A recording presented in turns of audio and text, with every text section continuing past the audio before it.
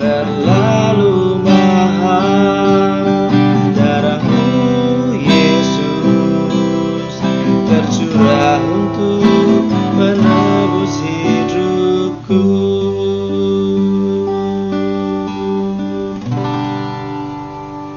Love the day.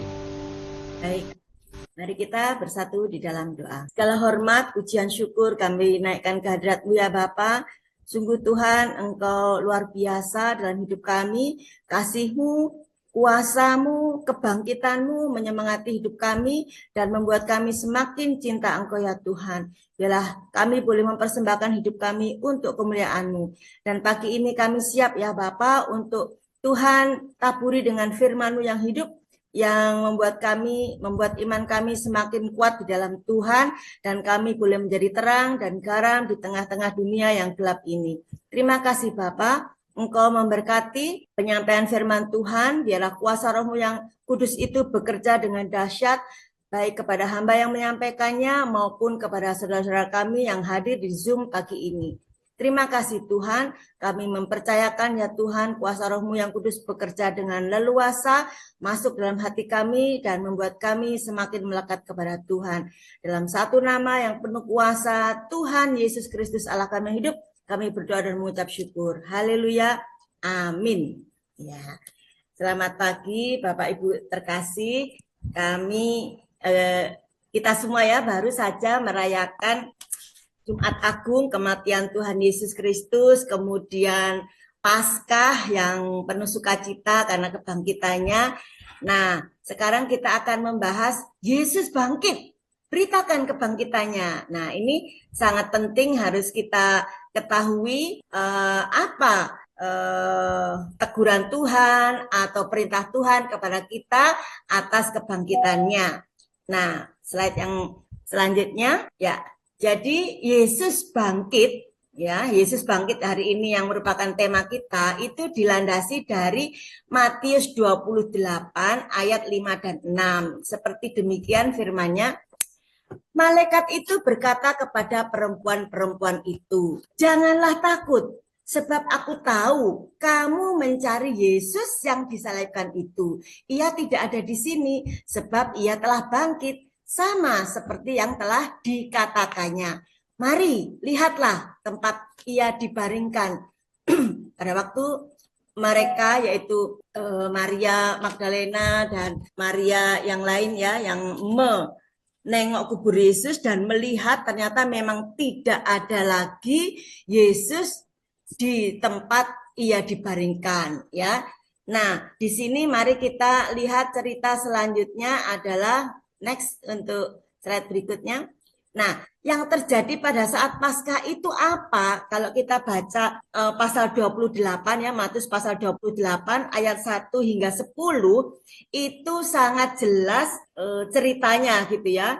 Di sini dikatakan hari Sabat telah lewat, menjelang menyingsingnya fajar, jadi seperti pada pagi hari ini gitu ya, jam 5 gitu ya. Hari pertama minggu itu pergilah Maria Magdalena dan Maria yang lain menengok kubur itu. Tiba-tiba terjadilah gempa bumi yang hebat, sebab seorang malaikat Tuhan turun dari langit, datang ke batu penutup itu dan menggulingkannya lalu duduk di atasnya. Ini malaikat yang memberitakannya, ayat 3, wujudnya bagaikan kilat ya. Jadi malaikat itu terang sekali gitu ya, dan pakaiannya putih bagaikan salju. Jadi kalau malaikat yang memberitakan tentang bangkitnya Yesus itu berarti adalah memang benar-benar berita itu betul 100% bahkan 1000% atau 1 triliun persen itu berita tentang bangkitnya Yesus itu memang iya dan amin gitu ya.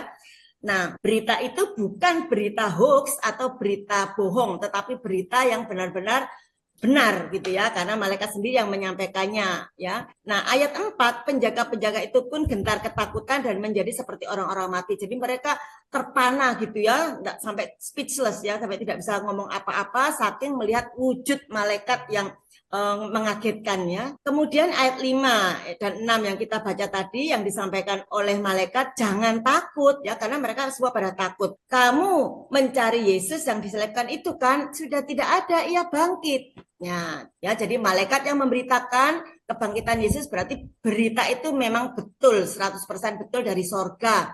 Dan perempuan-perempuan yang seharusnya datang pada waktu itu untuk memberikan minyak dan rempah-rempah kepada tubuh Yesus, ternyata Yesus sudah bangkit, sudah tidak ada. Nah, kalau kita baca terus sampai ayat 9, ya, itu tiba-tiba Yesus ya menampakkan diri dan berkata, "Salam bagimu." Mereka mendekatinya dan memeluk kakinya serta menyembahnya, ya. Jadi Yesus di sini pada saat menampakkan diri, dia disembah dan dipeluk kakinya, saking rindunya mereka kepada Yesus gitu ya.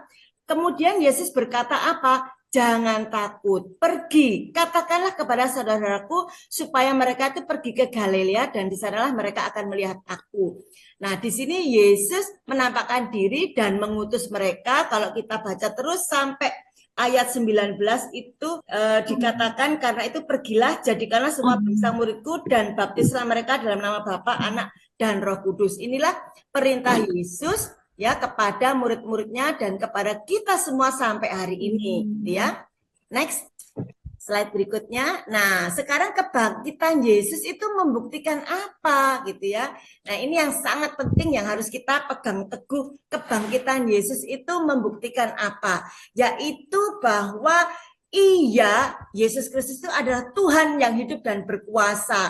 Banyak nabi-nabi yang diutus ya pada perjanjian lama itu hadir memberikan pengajaran yang baik dan menceritakan bagaimana dahsyat dan luar biasanya Allah, tetapi kemudian mati dan tidak bangkit lagi. Sementara Yesus Kristus itu bangkit dan menunjukkan atau membuktikan bahwa Yesus itu adalah Tuhan yang berkuasa, ya. Itu ada di Filipi 2 ayat 11 ya. Dan segala lidah mengaku Yesus Kristus adalah Tuhan bagi kemuliaan Allah Bapa. Yang kedua, kebangkitan Yesus itu menunjukkan apa? Yesus Kristus itu mengalahkan maut, Bapak Ibu Saudara yang terkasih.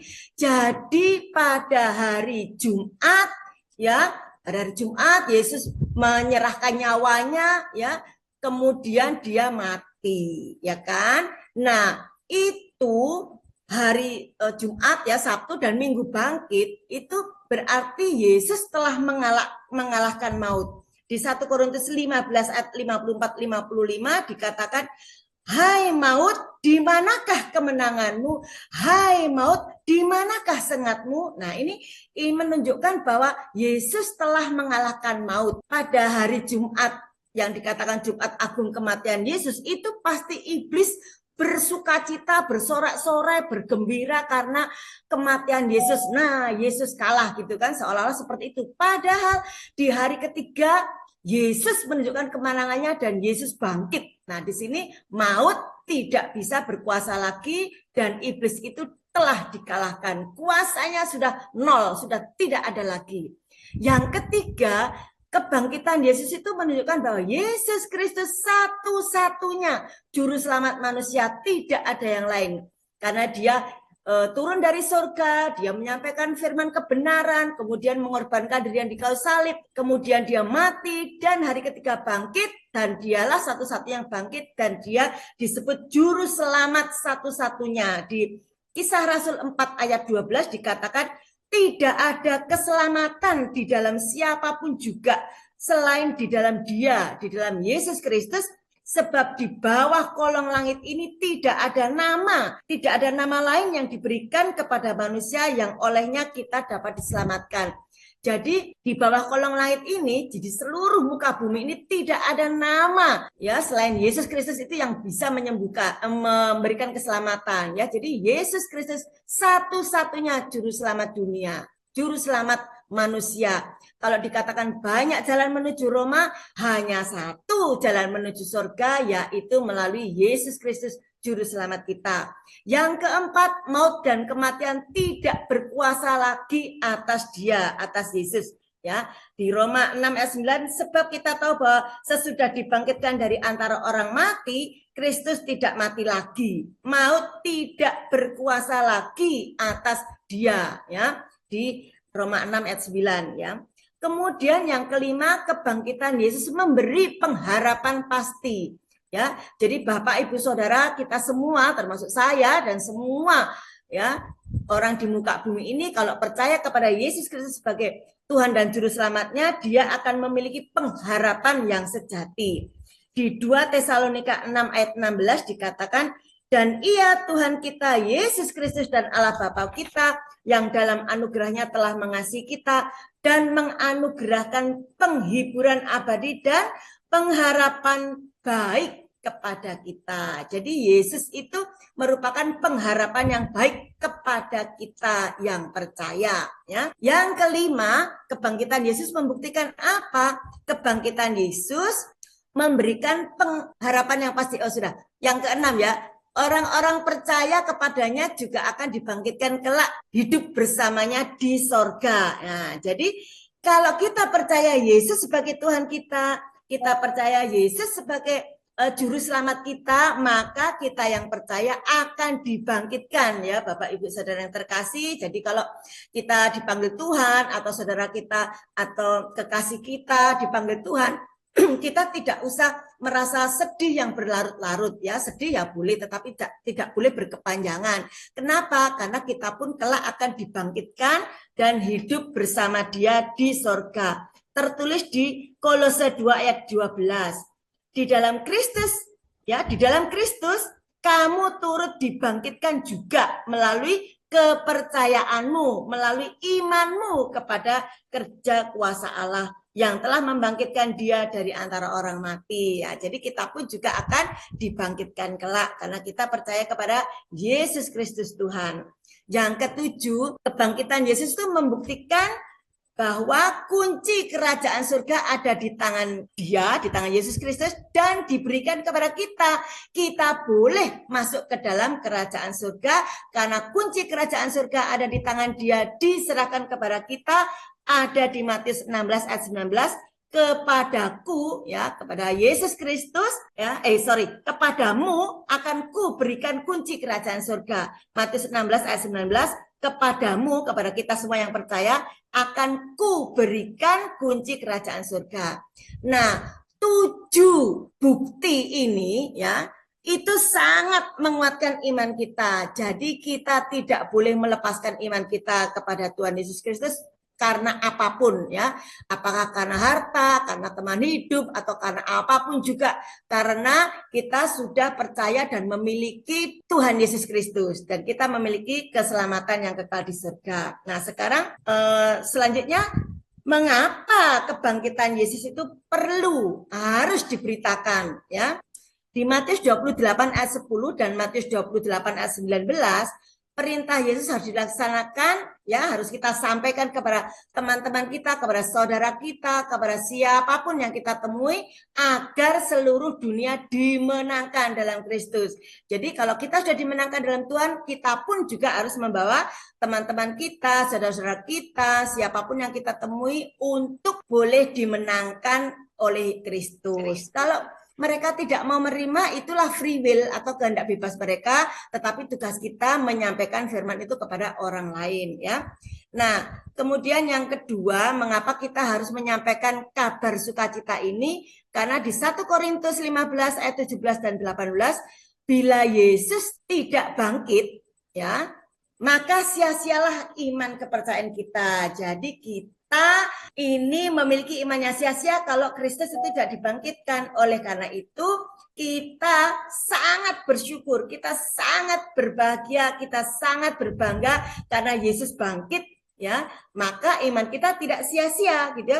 Iman kita tidak sia-sia karena kelak kalau kita mati karena dosa kita itu sudah ditebus ya. Kita sudah ditebus oleh darah Kristus dan dosa-dosa kita sudah dibersihkan dan kita memiliki kehidupan yang kekal di surga. Mati kekal tidak berlaku lagi karena maut sudah tidak punya sengat lagi ya, tidak berkuasa atas kita yang ada di dalam Kristus. Nah, sekarang selanjutnya tugas kita ya. Tugas kita itu apa? Yang pertama, Bapak Ibu Saudara yang terkasih, tugas kita adalah ya beriman, ya, kita tetap pegang teguh Yesus adalah Tuhan kita, Yesus adalah juru selamat kita. Itu harus kita pegang teguh seumur hidup kita, ya, karena ada begitu banyak godaan, tantangan, ya, yang membuat kita bisa melepaskan iman kita. Tetapi kita harus tetap pegang teguh supaya kita tetap beriman kepada Tuhan, ya. Kemudian tugas kita yang kedua apa? Kita harus hidup di dalam kebenaran. Kalau kita sudah dimenangkan di dalam Kristus, kita sudah memiliki kunci kerajaan surga, bukan berarti kita tidak perlu berbuat baik. Tidak, justru kita harus tetap berbuat baik untuk membalas kebaikan Tuhan, untuk mengucap syukur kepada kebaikan Tuhan yang telah menebus kita dari segala dosa. Yang ketiga, tugas kita adalah ayo beritakan Yesus bangkit. Ayo beritakan Yesus itu Tuhan. Beritakan Yesus itu juru selamat kita, ya. Nah, sekarang saya akan memberikan satu kesaksian, ya. Kesaksian saya mengenai yang ketiga ini, gitu ya. Jadi yang ketiga ini bahwa kita harus menyampaikan berita sukacita, berita kebenaran ini kepada semua orang. Salah satunya adalah pada waktu saya ke gereja naik Gojek, gitu ya. Dia melihat arahnya gitu kan, Bu ini ke gereja ya? Iya ke gereja. Oh berat. Boleh kan saya bertanya Bu? Oh silakan, saya bilang gitu. Bu kalau orang Kristen itu ya, kan dia tahu, dia akan mengantar saya ke gereja. Jadi dia tahu kalau saya Kristen. Dia tanya, Bu kalau orang Kristen itu masuk surganya gimana sih Bu? Itu apakah seperti kami harus berbuat baik kepada banyak orang, harus beramal soleh gitu ya, sehingga nanti amalnya tuh ditimbang dengan dosa kita. Kalau dosanya banyak ya nggak bisa masuk surga, kalau kebaikannya banyak lah baru bisa masuk surga. Apakah demikian Bu? Gitu katanya. Ini dia yang bertanya loh ya. Jadi dia yang membuka omongan tentang bagaimana kalau orang Kristen itu masuk surga. Nah ini kesempatan buat saya untuk menyampaikannya kepada si driver Gojek ini. Terus saya sampaikan begini, begini Pak, kalau di dalam iman kekristenan, untuk bisa masuk ke surga itu adalah karunia, itu berkat, itu karena kasih dari Allah sendiri, kasih dari Tuhan, kita diberi keselamatan itu. Jadi bukan usaha kita, bukan kebaikan kita, tetapi karena Tuhan yang memberikannya kepada kita melalui Yesus Kristus yang disalibkan itu, mati untuk menebus seluruh umat manusia di muka bumi ini bagi yang percaya kepadanya. Kemudian pada hari yang ketiga Yesus bangkit. Nah, kebangkitannya itu artinya mengalahkan maut. Jadi Yesus bangkit, dia naik ke surga, menyediakan tempat di surga bagi setiap orang yang percaya, siapapun juga, ya, siapapun orang yang ada di muka bumi ini, kalau percaya Yesus sebagai Tuhan dan Juru Selamatnya, maka ia akan masuk ke dalam kerajaan surga. Oh gitu ya Bu, katanya. Nah, kalau gitu nggak usah berbuat baik dong Bu. Gitu. Oh tidak, justru tetap harus berbuat baik Pak. Kenapa Bu? Kan sudah punya kunci kerajaan surga katanya. Iya, tetapi perbuatan baik kami ya adalah untuk membalas kebaikan Tuhan. Jadi amal soleh kami, kebaikan kami, perbuatan-perbuatan yang baik yang kita bagikan kepada orang itu bukan untuk meraih surga, tetapi kami sudah punya kunci kerajaan surga dan kami melakukan kebaikan itu untuk mengucap syukur, gitu kan? Untuk mengucap syukur kepada Tuhan. Saya bilang begitu. Oh, gitu ya Bu. Nah, di dalam percakapan itu dia mendengarkan dengan serius gitu, nggak taunya tiba-tiba sudah sampai gitu ya, sudah tiba di gereja. Nah, tapi satu hal yang sangat penting, kemudian sebelum saya turun saya katakan terima kasih Pak, Tuhan berkati. Saya bilang gitu, oh ya Bu, terima kasih gitu. Terus selesai kan. Nah, satu hal yang perlu kita lakukan siapapun ya, kepada siapapun kita bertemu, sampaikan di dalam perkataan kita. Kalau kita tidak bisa menyampaikan dalam perkataan, ya kita bersaksi melalui kehidupan kita, hidup yang jujur, hidup yang penuh kasih, hidup yang mau mengampuni orang yang melukai hati kita, ya, melakukan segala apapun yang menjadi terang dan garam. Itulah firman Tuhan yang mengatakan pergilah, gitu ya, pergilah ke seluruh muka bumi ini, ke seluruh dunia ini untuk menyampaikan firman kebenaran kepada siapapun yang kamu temui. Untuk mereka terima atau tidak terima itu free will mereka. Itu adalah kehendak bebas mereka. Tetapi tugas kita sudah kita laksanakan. Tuhan Yesus memberkati, tetap semangat dan kita tetap memegang iman kita kepada Tuhan Yesus Kristus. Mari kita saat teduh sejenak. Kita bersatu di dalam doa.